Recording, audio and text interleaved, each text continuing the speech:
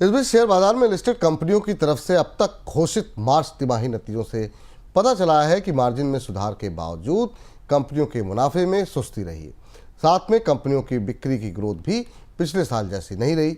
अब तक आए 75 कंपनियों के तिमाही नतीजों से पता चला है कि उनका औसत मुनाफा सिर्फ 3.8% ही बढ़ा है, जो कि 17 तिमाहियों में सबसे क्रम दो ग्रोथ जो है वो देखने को मिली है।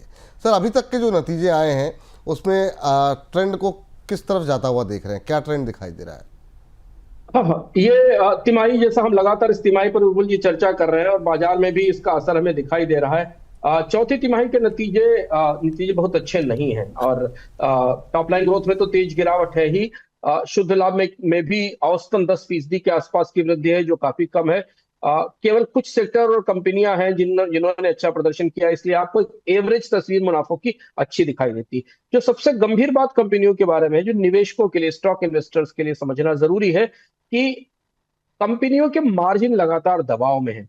उनकी इनकम कम है और इसलिए मार्जिन तेजी से गिर रहे हैं। तेल कंपनियों को छोड़कर ज्यादातर कंपनियों की की प्रॉफिट ग्रोथ है वो 1% के आसपास रही है। सीमेंट, एफएमसीजी, ऊर्जा, ऑटो, ये सारी कंपनियों के मुनाफे गिरे हैं।